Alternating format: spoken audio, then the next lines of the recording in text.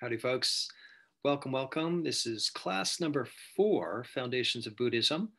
We're going to be going over what they refer to as the Samadhi Pathfactors today. So if you remember last week, we were looking at, we were entering into the Eightfold Path and looking at the cluster of sila, or ethical path factors. That would be the right speech, right action, right livelihood. And we had a conversation that followed about essentially the ethical practice and how that pertains to the Buddhist path. So many of you might have had a similar reaction. I might have pointed this out last week that, the refraining from stealing, the refraining from lying, the refraining from taking of life, these are things that we can find in the Golden Rule, the Ten Commandments, lots of ethical systems within various religions, and even secular humanitarian ethical structures. So I've heard it said before that the Buddhist ethical structure really doesn't have any difference, any marked difference between what you would find common to a lot of ethical structures, both religious and secular. But this is where I disagree, which will lead us into the content of today.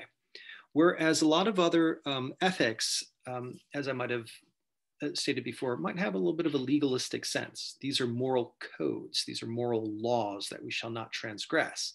And if we do, we've broken a rule. I want, last week I tried to shift that legalistic view to a little bit more of an introspective view. One of my teachers, the way that he would introduce the precepts would be by prefacing it with, I enter into the school of knowledge called not taking of life. I enter into the school of knowledge called not taking what is not freely offered. In that sense of, I enter into the school of knowledge, the suggestion is that this is a mindfulness undertaking. So this is, of course, something we're going to transgress, something we're not going to do perfectly. We're going to mess up, but can we be awake for it? Because ultimately, by attempting to hold to certain ethical standards, that comes up against our habit patterns of craving, aversion, unconsciousness. So can we be awake for the experience? What were we thinking, doing beforehand? What was the intention behind our action? What was it like being awake for the action itself? Could we also remain awake to understand and experience the consequences of the action? How did that feel afterwards? So all of that becomes a mindfulness exercise. And we went into that a little bit more in detail with Thich Nhat Hanh's 5 mindfulness trainings last week. But to kind of reiterate the point here, there's something about this. By needing to go into, by being awake, by attempting to understand ourselves at this level of intention, being awake through the action and feeling, understanding the consequence, the effect, the karma of it, it's asking us to have more of this ever refined, inwardly directed awareness. Yeah? So this is what brings us to the Samadhi path factors. So essentially, what is that? So in the Noble Eightfold Path, this is what we did last week, the livelihood, speech, and action. So by attempting to hold ourselves in integrity to these things, and by looking at what is underlying those intentions, and by attempting to introspect, what we're developing is these qualities right here, right effort, right mindfulness, and right concentration. So this is going more into the meditative paths, the meditative practices themselves. Yeah? So let's go into it. Right, mindfulness. Let's start off with that. This is taken from Bhikkhu Bodhi's The Noble Eightfold Path, Way to End Suffering. Excellent book. I highly suggest it to everybody. But in it, he says, introducing right mindfulness, he says, the Buddha says that the Dhamma, or the ultimate truth of things, is directly visible, timeless, calling out to be approached and seen. He says further that it is always available to us and that the place where it is to be realized is within oneself. The ultimate truth, the Dhamma, is not something mysterious and remote, but the truth of our own experience. It can be reached only by understanding our experience, by penetrating it right through to its foundations.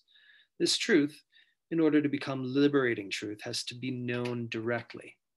It is not enough merely to accept it on faith, to believe it on authority of books or a teacher, or to think it out through deductions and inferences. It has to be known by insight, grasped and absorbed by a kind of knowing, which is also an immediate seeing. So right here, this is something that kind of differentiates a lot of Buddhist practices from, say, some other religions, in the sense that it's not to be accepted on faith. Yeah, it's not a belief system. It's not. We don't have an idea that we have a strong emotion about, and somehow within that relationship it sustains us or does the trick so much. This is something that we need to experience. And again, not necessarily by believing on books, by taking faith from a teacher or some authority. This is not something reached through deductions, inferences, logic, but it's something that is experiential. There's the term saddha in Buddhism, in the Dharma, and that sometimes is translated as faith, but it also has that connotation of an earned trust. Yeah, so we put a little bit into the practice, we feel how it reciprocates, how it's there for us in some way.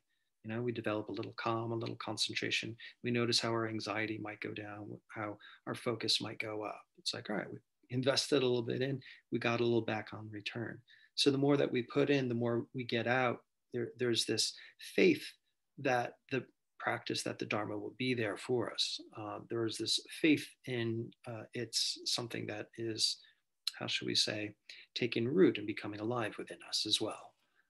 So this is something that we do by training with it, by working in it, by experiencing it itself.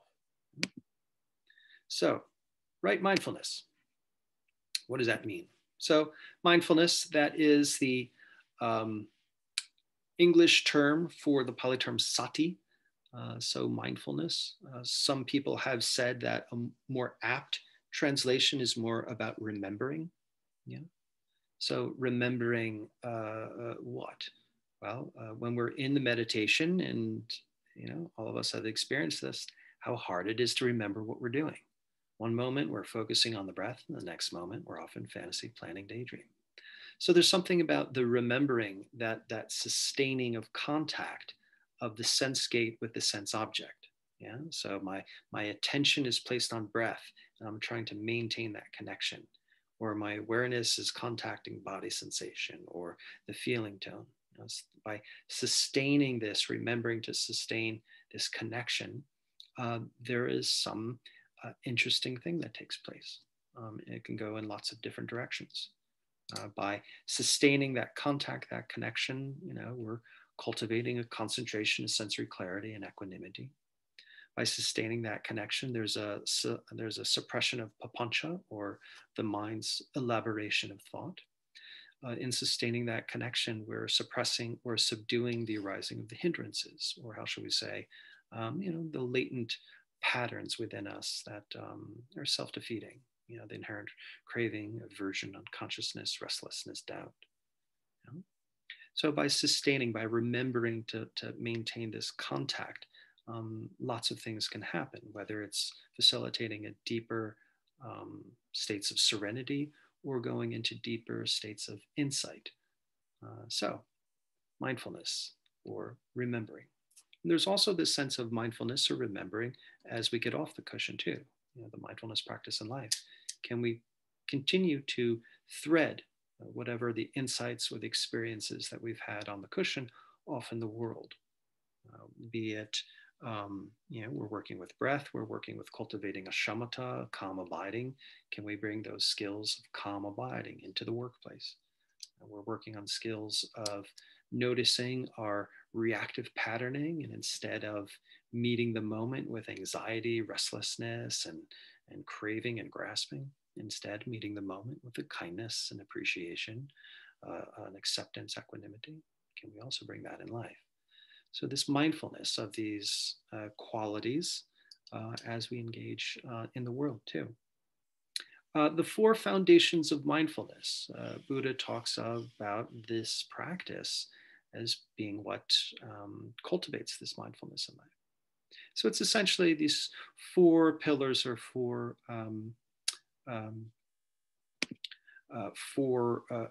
ways of introspecting and investigating. So we go into the body. How is it that we can cultivate this mindfulness of the body, bodily sensations? Anything that is arising within the body, track, have this continued awareness of what's there. Moment by moment, whatever it is we detect or discern may have a sense of it being pleasant, unpleasant, neutral. So that's the feel tone. Can we cultivate this mindfulness of feeling tone? I feel that there's something very important about that, because that to me it seems like there's something very, very core about that. So again, mindfulness, yes, we can read about it and study about it, but it's not about the prefrontal cortex learning, although it's good to understand theory and the context of the practice with theory. But really, it's about having our nervous system entrain into this.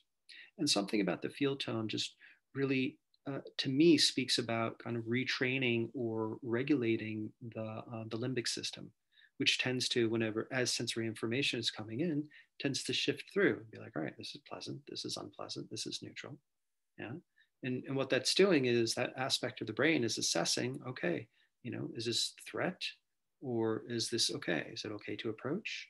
Or do I need to trigger some fight, flight, freeze response? Yeah. So by being aware of the feel tone response to all sensory activity, it feels as though we're learning to regulate this part of the mind that's difficult to access through language and thought. So there's something about that, working with the body and the feeling tone right there. There's a lot that's happening in retraining this nervous system. And of course, cultivating a mindfulness of mind.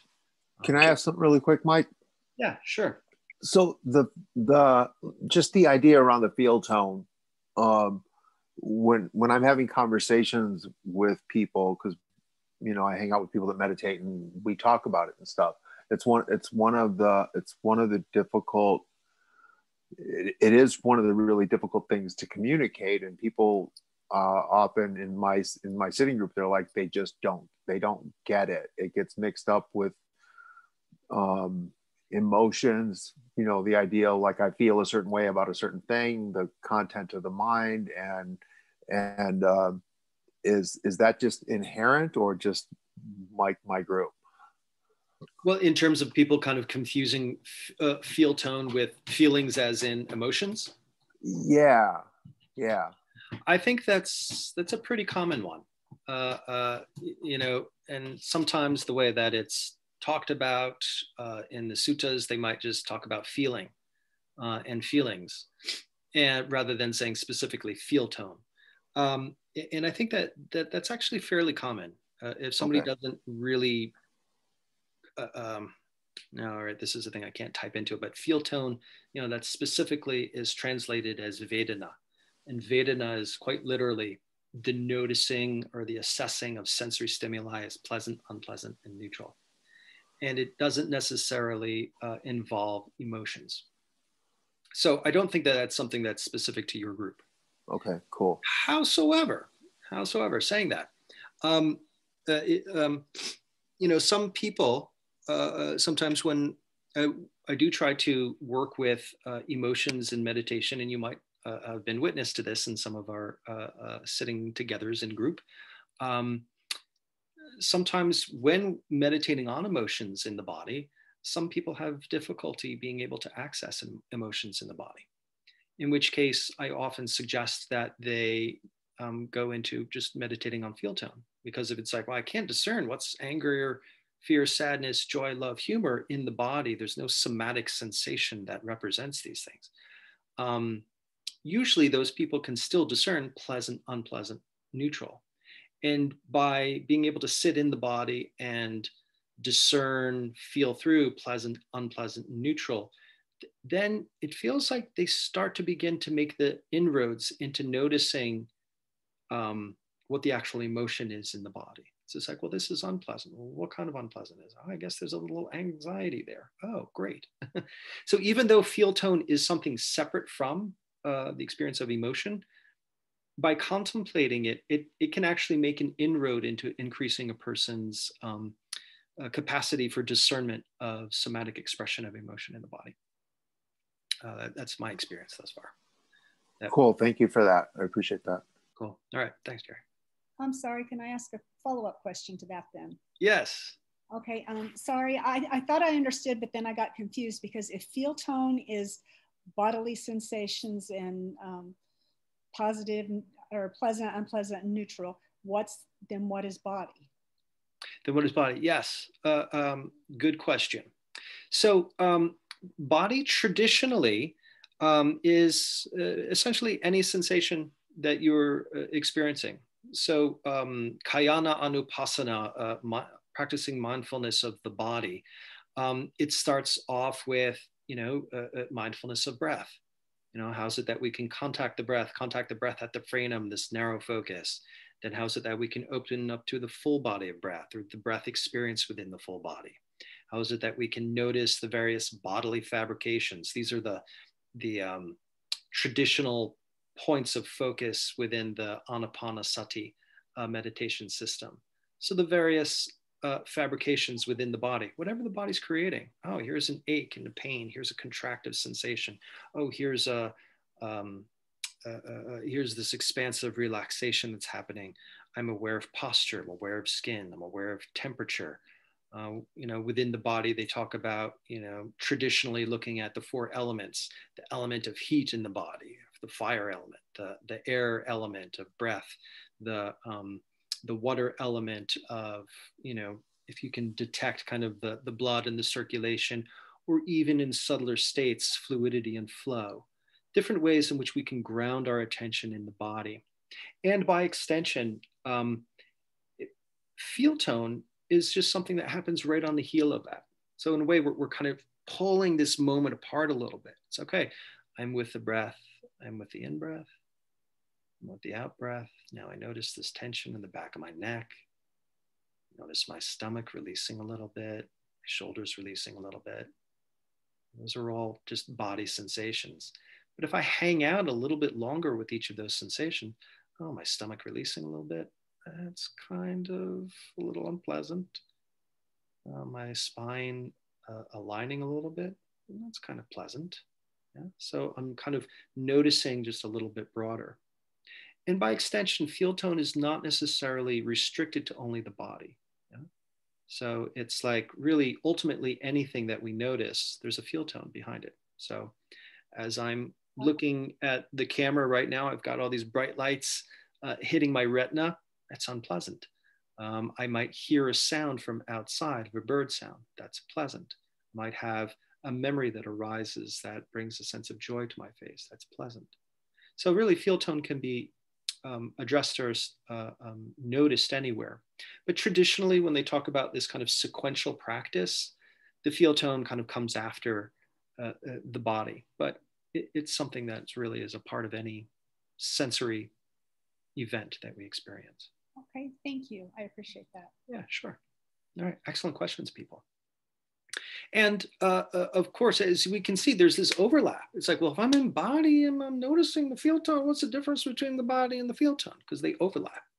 And at the same time, well, if I'm in the body and I'm noticing the feel tone, well, isn't that assessment a mental activity? Isn't that assessment something happening in the mind? Yes. So there's this overlap that can happen for sure. So mind, the different things that we can experience in mind, the sankharas or the mental fabrications, This is something that's probably the majority of the content of our meditations. Yeah, I'm sitting with breath, and then the fantasy planning daydream just assails me for the next 20 minutes. Yeah, so that's part of the mind, the sankharas, the mental fabrications. And then sometimes they can become subdued. You know, the thoughts go away. And what are we left with? We're not asleep. Well, can we just have awareness of what this faculty of mind is? Is it bright, sharp, clear? Is it kind of foggy, slothful? Is it erratic and all over the place? We can start to get a sense of just this faculty of awareness, how it's behaving. Yeah.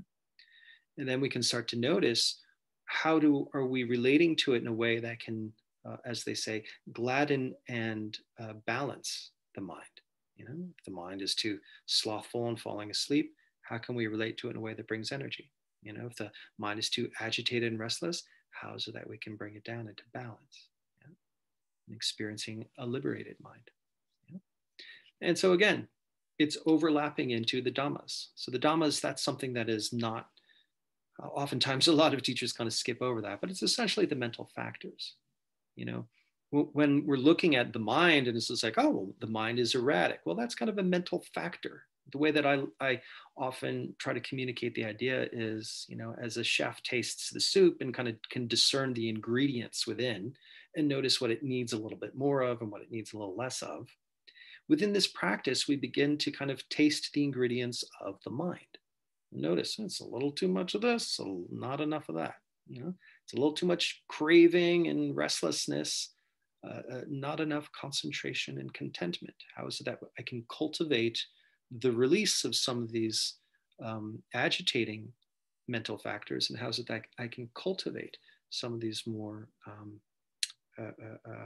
liberative mental factors? So we become adept at noticing what our mind, and by extension, mind body, needs to be experiencing in the moment to sustain, orient ourselves towards liberation, non-attachment, non-fixation, non-suffering. What we need to cultivate in order to have a little bit more goodwill, compassion, non-harm. Cultivate in terms of, you know, wisdom factors. So there's all different ways that we can become adept and mature enough that we can just through intention cultivate what the mind needs. But for now, it's about being able to cultivate a palate to discern what's happening in here, and how is it that I can identify, discern, and understand what's going on. So the 4 foundations of mindfulness: body, feel, tone, mind, and the Dhammas. That's the classical early Buddhist approach of cultivating mindfulness. Continuing from Bhikkhu Bodhi's book, mindfulness does nothing but note, watching each occasion of experience as it arises, stands, and passes away. In the watching, there is no room for clinging, no compulsion to saddle things with our desires. There's only a sustained contemplation of the experience and its bare immediacy, carefully and precisely and persistently. Okay. Leads us to our second path factor here, Samadhi, right concentration. So Samadhi, this is a term that we hear variously, different yogic traditions and such. So this is a term that is used, bandied about a bit. Going into the early Pali, breaking it down, sam, meaning proper, in this context, meaning to bring, ti, place. So how to properly bring in place the mind. Yeah? So concentration. Contemporary teacher Shinzen Young, he talks about concentration as the ability to sustain our attention on what we deem relevant to the exclusion of what is irrelevant, ideally for as long as we wish. And this is something that we can cultivate in meditation. So if I'm in that, to use as an example, I am choosing to contact and sustain connection with breath while, disregarding all the mental activity, the fantasy planning, daydream, by knowing what to not pay attention to and what to reinforce my attention onto. That is one way that we can build concentration. So there's that sense. Um, One thing that I appreciate about in a Buddhist view is that concentration is regarded as a natural expression of the mind when the hindrances are extracted. So our innate craving, aversion, unconsciousness, restlessness, doubt, when those elements come up to throw us off the path, when those things are subdued, it's like the mind comes to rest, as though there's this beach ball that's being buoyed up by this blast of a fire hose water, and then you turn off the water, then the ball will naturally come to rest and sit and be grounded and stable. So that's the idea, is when we practice to cultivate concentration, that subdues the hindrances, it subdues the agitating qualities of mind, and as a byproduct, the mind comes to rest. So we're properly bringing and placing the mind. A lot of what they refer to as the shamatha practices is cultivating a calm abiding. So if you notice all the sits that we do together, the first 10 minutes or so, I have us focus on the breath. What we're doing there is we're cultivating a shamatha, we're cultivating a calm abiding. Another way we can look at it as by cultivating that calm abiding, trying to kind of reduce the afflictions of the mind to facilitate concentration arising. So concentration, this is something that's very important, and I think really underrepresented in a lot of contemporary mindfulness organizations. I hear a lot of, in Buddhist organizations, a lot of emphasis on the 4 foundations of mindfulness, saying that it's more of a superior practice than concentration. And we can say that that was Buddha's experience when he was a spiritual aspirant. He mastered all of these concentrations and jhanic practices, and he found that it didn't really do the trick to lead towards liberation. And so he, developed this 4 foundations methodology, way of working, that led him to this deep penetrative insight into his own suffering and the cessation of suffering. Howsoever, without the concentration behind that mindfulness, our meditation practice is, we're just shifting meditation objects in the same way that the mind is just jumps from topic to topic. It's just like a higher level expression of our natural monkey mind. So this concentration element, I feel, is not often sufficiently addressed or cultivated. So traditionally, when they talk about right concentration, it's cultivating the jhanas. The jhana practices are essentially deep states of concentration. And not many people teach them, which is unfortunate, I find. So the more that we can cultivate a depth of concentration and have that be in service to mindfulness, that's when our meditation practice can really gain some traction. So of course, this is the jhana practice is beyond the scope of our class. Howsoever, just in short, these are a couple terms that come from the different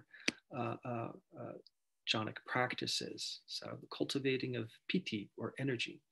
Some people might have this experience from time to time where they're sitting, they might feel a little calm and concentrated, and there can be this kind of energy that arises. Sometimes it's translated as rapture. It can feel, there can be a wealth of different expressions of piti, but it's this very somatic charge of energy that happens that can be very, very focusing. Within the second stage of jhana, it's about essentially kind of taking that flame. It's like when you're at your stove and you turn the stove on all the way to full blast, click, click, click, for that flame to come on, and it's burning full. Well, the rest of the jhana is about how is it that we can turn down that flame a little bit to a simmer. So this piti energy comes up. Well, how can we turn that down to kind of more of a sukha? So sometimes that's translated as happiness. The way that I differentiate the two is, imagine being very, very thirsty, and somebody presents you with a glass of water. At first, there's that, oh my God, I'm so thirsty. This is going to be amazing, drinking this water. Oh my God, that's so amazing. There's this kind of rush that happens. And then when our thirst is quenched and there's this, noticing that dropping off of that urgency and just appreciating it. That's the difference between kind of the piti and the sukha. There's this kind of like rush and thrill that happens with the piti energy.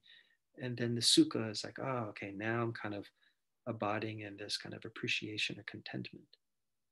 And then how can we hone our concentration on that ekagata, single pointed focus, really, so our attention can really just kind of rest within that sense of relief and contentment, not needing, not craving anything. And ultimately, having this deep acceptance of what is, we are abiding in this deep equanimity. So that's very much a very abbreviated, overly simplified expression of elements of cultivating jhanic practices.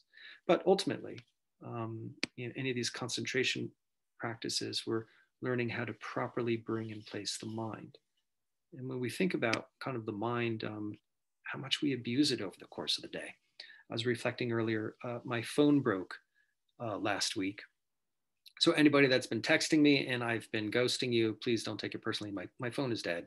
I don't know, my laptop, it doesn't accept a lot of the text conversations.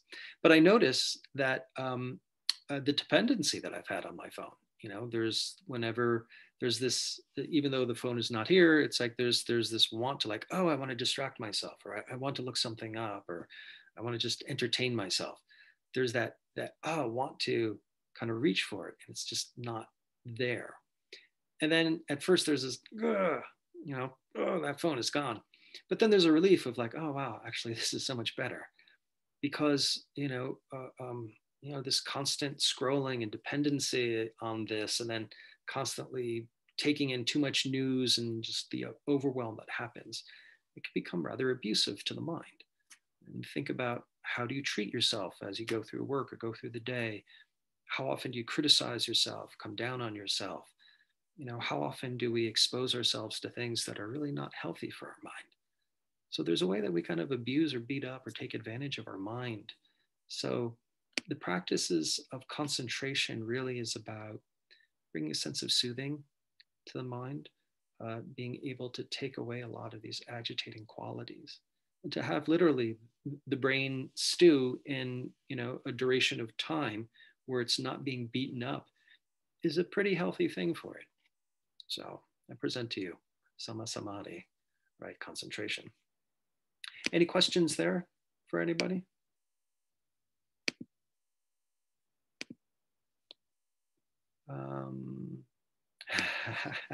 All right, somebody's saying about breaking your phone. Yes, I highly suggest it. Howsoever, it might be bad for business. Okay, moving along. So the Pathfactors of right mindfulness, right concentration, and then the last one here. Oh, well, before we get into it, right here, again from Bhikkhu Bodhi. In contrast, right concentration, meditative factor in Buddhism is a state of awareness without any object or subject, and ultimately unto nothingness and emptiness.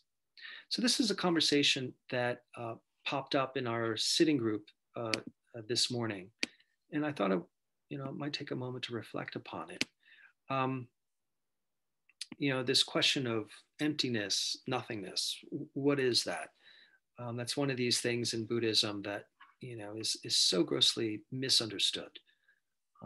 So as I was talking about in the jhanic practices, these different mental factors, and taking those as an object of focus, and then ultimately it's about letting go of. So how's it? What is this thing called emptiness? In early Buddhism, they talk about emptiness, shunyata, as well. Sometimes it's translated as voidness, and it shows up in three different ways within the early suttas. The first way is through the expression of anatta, which means not self. So this is one of the things that we notice in mindfulness practice, is as the fantasy, planning, daydream arises, there are moments where we identify with it.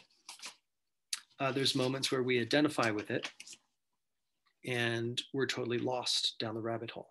And then there's moments of kind of waking up and being like, oh, that's just a thought. That's not true. That's not me.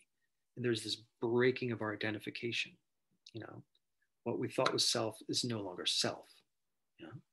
And this is so much of kind of the goal of the practice. And I drop this into the conversation today because ultimately where we're going towards, a Buddhist liberation. Liberation from what? What we were talking about earlier on, maybe in the first class, what we're shackled to.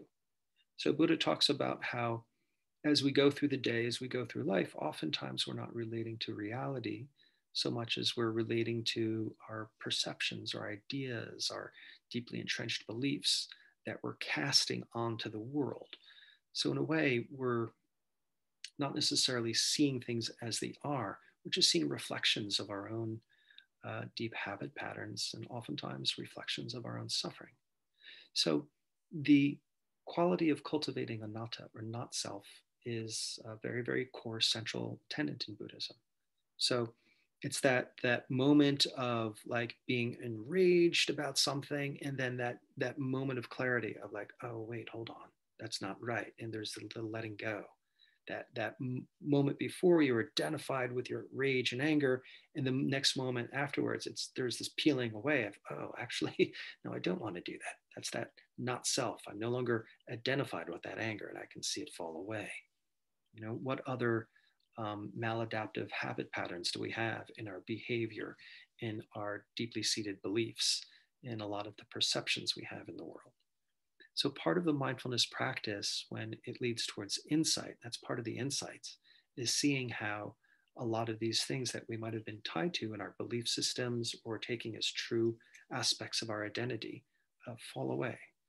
So we look at how this sense of the suffering self is essentially a petite ego structure that wraps around a sense of discontent. So I was speaking with somebody earlier today, and I was using as an example back when I was overworking and how should we say, having huge commutes and such. I'd wake up early in the morning, and the first thing that would hit me would be the sense of, oh my God, I have so much to do today. And I have a sense of anxiety about all that, and a sense of this kind of overwhelm and kind of resentment and just yuck.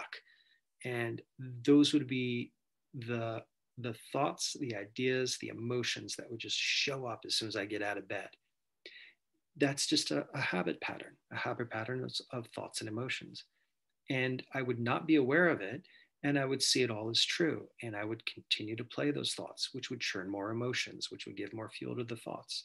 And I'd go through the morning with that very contracted, suffering, like ego state. And that's all kind of organized around the suffering. And at a certain point, I would let go of it. I'd have a cup of coffee, or I'd sit and meditate, and I'd be aware of, okay, these are just thoughts. Okay, this is just the emotion. And I would see how one by one, they'd all kind of fall away. And as they would fall away, they would stop kind of fueling each other. So there's that breaking of identification, that not self. And that's the pragmatic expression or usage of not selfing. So ultimately, when we sit and meditate, we can have this not selfing with pretty much everything that arises. We can see the inherent emptiness of thoughts. We can see, whereas there might be, in one moment, I hear a bird song that reminds me of a memory that takes me off into some other perception and belief. But the next moment I could hear the bird song and just allow it to just be sound that rises and passes without adding. There's no papancha, there's no elaboration.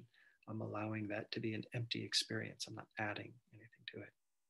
So it's also, goes hand in hand with the sense of rest, deep rest. When we go into the Mahayana systems, the later schools of Buddhism, there's a real emphasis on emptiness as an abiding state of being. And in the Mahayana schools, there's this tying together of wisdom and compassion. Yeah, so Kuan Yin, that bodhisattva of compassion, is kind of really held kind of on par with Buddha. You see those two images together, and there's this sense of, wisdom and compassion and how they work together. Because ultimately, here's my cat climbing up me. Ultimately, if I'm working towards my own liberation, the cessation of my own suffering, and what happens is these moments of thinning away this duality of me versus you, of me versus the world, when that starts to thin away, and not in some maladaptive derealization, depersonalization experience, but in a very liberative way, then when I'm sitting with somebody and they're experiencing suffering in some degree, I can sense that, I can feel that. And the same motivation and want to work towards my own end of suffering, extends to them. I want to work towards the end of their own suffering as well. So we can see how this diminishing of this I, thou duality and opposition in the world can facilitate a natural response of compassion in the world, and how they really serve to work towards each other. As my duality and opposition begins to diminish, my want to naturally serve and have more of a compassionate response becomes more real. So I just wanted to spotlight that when talking about ideas of working towards nothingness and emptiness, rather than this Western connotation of that leading to some existential quandary. No, that's not it. It's more of opening up towards the deeper wisdom and compassion in the world. So I just wanted to put a little editorial commentary on that. Third path factor, right effort. Why have lots of words when you can just have a good, solid infographic? So it's essentially, I think this kind of says it all. This is our cheat sheet. Yeah. We have mental states, unarisen, meaning they're latent. Yeah. Or it's arisen, meaning, oh, it's happening right now. Unwholesome. Yeah. It's just the craving, the aversion, the restlessness, the doubt, so on down the line, versus the wholesome, the non-harm, the compassion, the appreciative joy, the metta qualities. Yeah. So if something's unarisen, meaning it's latent and it's an unwholesome state of mind, don't go looking for it. How often are we sitting there and we're like, boy, I'm having a good day. That's not right. Obviously, so there's something bad out there. And then your mind goes looking through the Rolodex for something horrible to bring up, to freak out about. Yeah? So this is something our mind wants to do. How is it that we can just prevent that? Just let go of that. Don't go looking for it. Now, let's just say we're sitting here, we're meditating, and an afflictive state does arise. A sense of craving or a sense of aversion. Well, can we just let go of that? What can we do to let go of that craving? What can we do to let go of that grasping, so to speak? So there's a sense of how to relate to the unwholesome states of mind that arise, to work towards abandoning them. So I remember when I was talking about the chef tasting the soup, a little too much of this, not enough of this. How is it that we can reach a balance? That's what right effort is all about. So the wholesome states of mind, they're not arisen. I'm sitting here and it's like, well, kind of a little bored, distracted, and a little agitated. It would be nice to be entertained or what have you, and then the mind wants to go off into fantasy. But instead, it's like, oh, I'm noticing the mind is a little afflicted. Can I just cultivate a little joy? Can I cultivate a little appreciation and contentment in this moment? These are the skills that the meditative practice gives us that ability. Whenever I go sorry, my cat is going totally wacko right now. So if there's this demolition in the background, that's what's happening. When I go to my dentist, they're a little odded out because when they sit me in the chair, they're like, "What, do you want a magazine?" I'm like, "No." They're like, "We have all these magazines. Would you like to read something?" I'm like, "No, I'm fine." I like sitting out the window and just kind of abiding in enjoying of the garden that I see. They're like, "Well, we have a TV. We could turn the TV on for you." They just can't understand, why does this person not want to be distracted? So yeah, we can arouse our own wholesome states of mind here. Yeah. And when they are triggered, they are present, how so that we can maintain it. Yeah. If I have a sense of compassion going on for somebody that I'm sitting with who's in distress, how is it that I can continue that going as it's appropriate? If I can have a sense of a contentment of mind happening, how is it that I can continue to cultivate that as an appropriate response? So right effort. It relates to like on the cushion. Oh, okay, I'm meditating on breath. Oh, here comes a pleasant fantasy. You know what? Let's let go of that. Oh, here comes a state of deep concentration. Okay, cool. How can I sustain and cultivate that? It's something that happens on the cushion and then off in the world. Oh, here's some agitation. Can I just let go of it? It's not necessary. Can I cultivate my own deeper inner resources, so to speak? So that's essentially, in short, right effort. Again, all of these path factors of mindfulness, concentration, right effort, we can do a whole retreat just on one of these, each of these. So again, I'm giving a very abbreviated introductory to them tonight. So any questions on the Samadhi path factors before we go into the sit?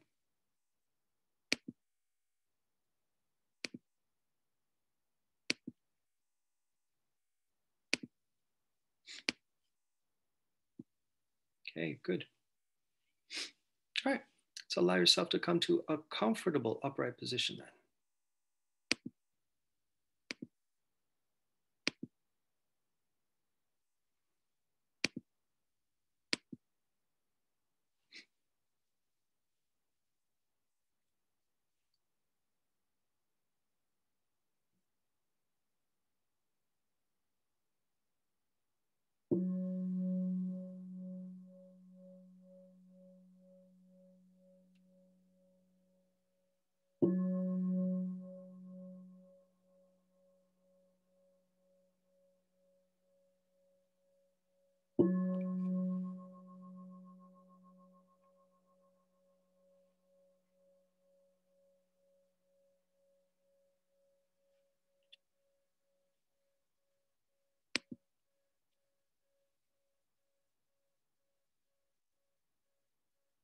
Allow yourself to straighten up and settle in.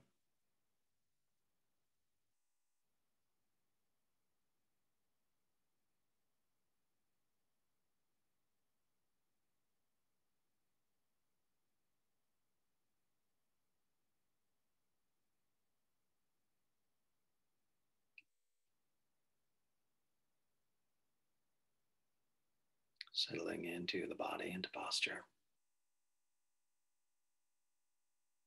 Finding a place of stillness and cultivating an intention to maintain that stillness.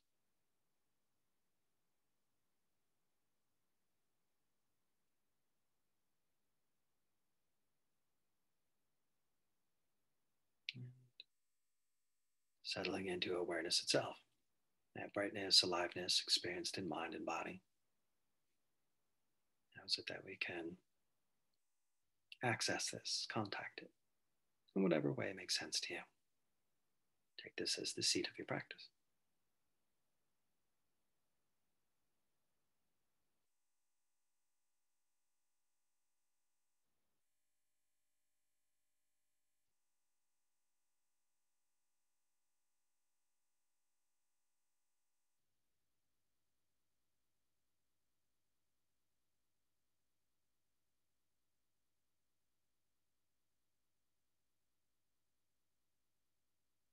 So, with this theme of right mindfulness, we can enter into this practice of 4 foundations of mindfulness. Meditation on the body, Kayana Anupassana. Mindfulness of breath in the body. You can start off with narrow focus on the breath, anchoring your attention to a part of the body that breathes, be that the nose, throat, lungs, or belly. Just place your attention here.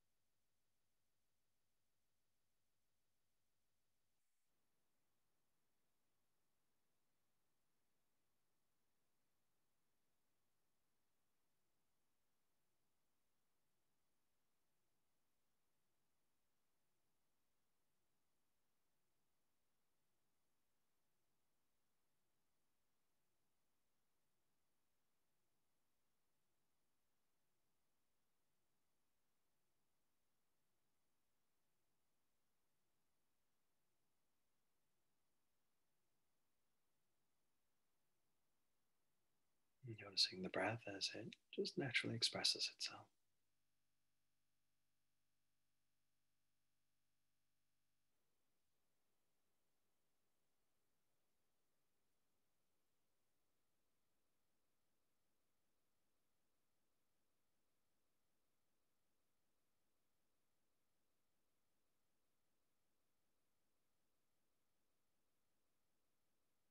What are some of these peripheral sensations that arise from paying attention to the breath in this way that help to balance out, gladden and balance the body?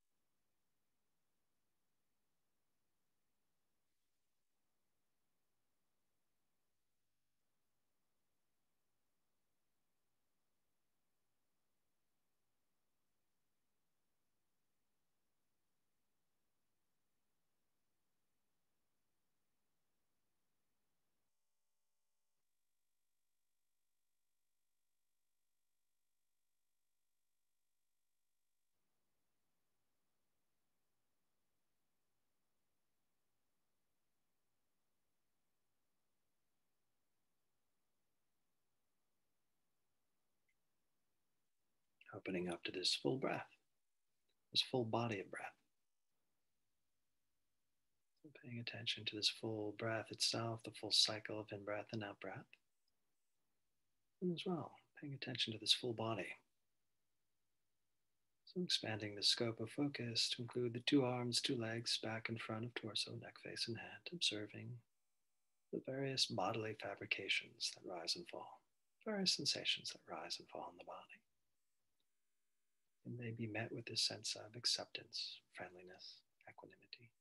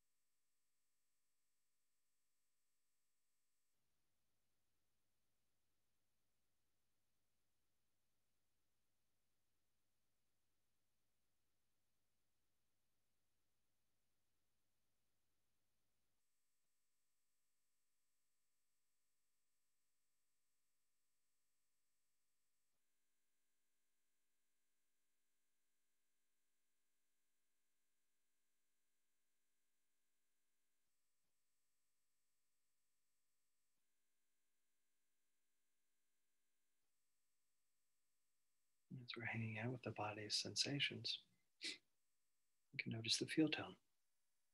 Some sensations are pleasant, some unpleasant, some neutral. So if it helps, you can use that as a labeling set, moment by moment, whatever it is you notice in the body, just label. Pleasant, unpleasant, neutral. It sounds something like this. Unpleasant, neutral, pleasant, neutral. Not sure. Unpleasant. And so on like that. Contacting, labeling, exploring, and meeting with an equanimity acceptance.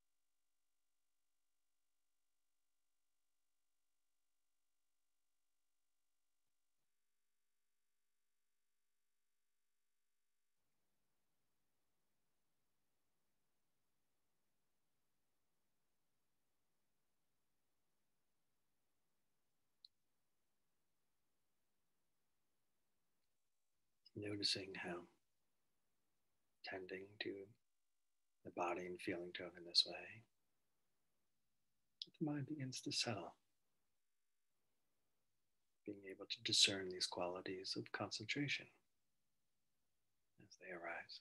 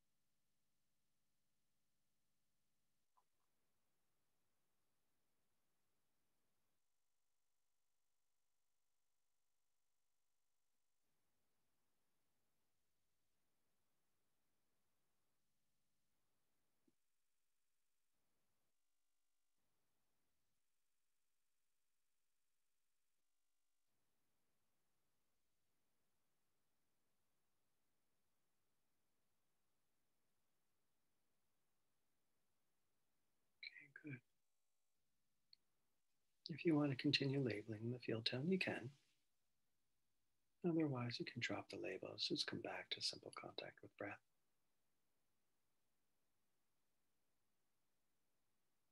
And as we're hanging out in the body, mind may be doing its thing. The images arise associated with fantasy, play, and daydream. The internal talk may arise of commentary, dialogues, monologues.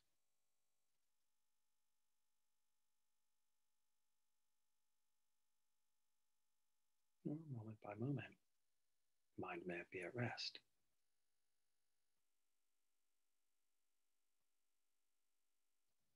So as we are paying attention to breath, can we stay focused on the breath? It's the internal seeing and hearing showing up as distractions.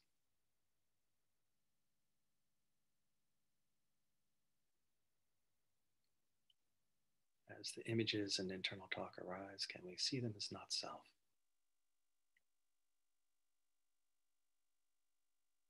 Can we discern any want to cling or grasp to them? And instead, just meet it with acceptance, equanimity, let go. And instead, notice how paying attention to the breath in this way can potentially gladden and balance the mind. Allow it to come to a place closer to settling, resting.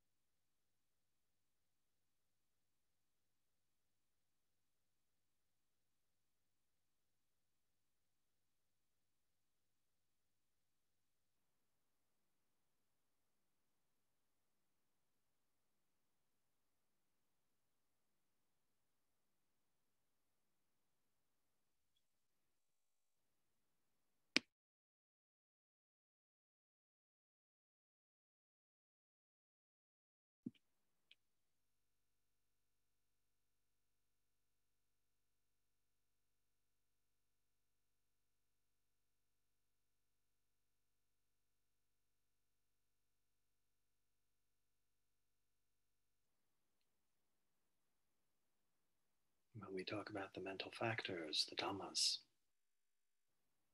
We can have the unpleasant ones, the hindrances that are influencing. And so again, thinking of the ingredients of the soup, you identify or discern the presence of craving, aversion, unconsciousness, restlessness, doubt. If they're present, is there any way to let go?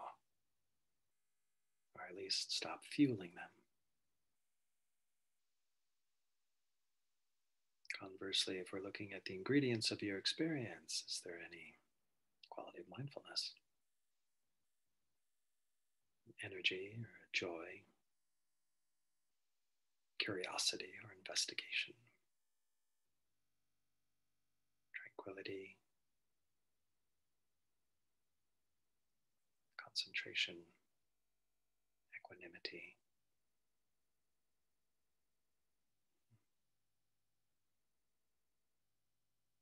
We have mental factors that kind of chip away at our mindfulness, and mental factors that bolster, reinforce our awakening.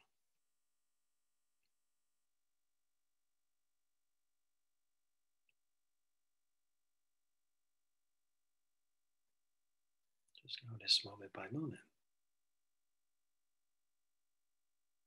any of these hindrances or awakening factors that may be available to you.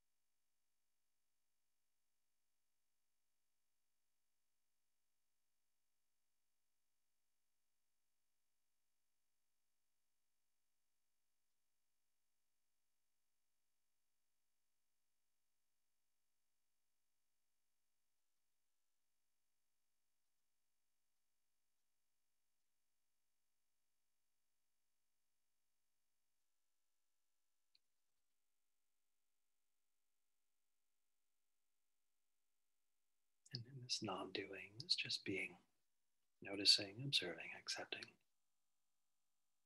Can you notice this emptying out? Just releasing of views, opinions, perceptions. And as the thoughts diminish. Just an emptying out, remaining awake, equanimous and accepting, content, just expressing mindfulness of breath in the body.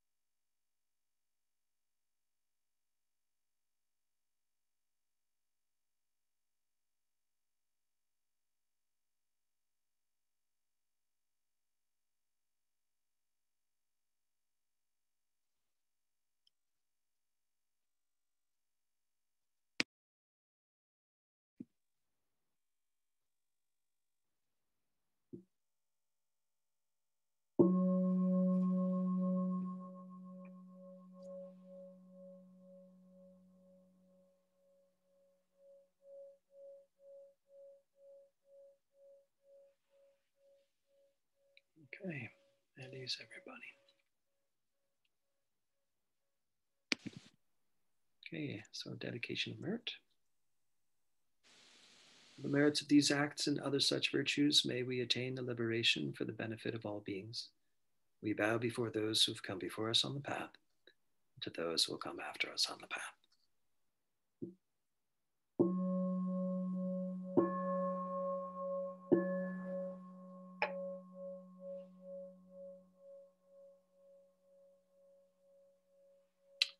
Everybody, thank you so much for your practice, and I hope to see everybody next week. Okay, thank you. Take care.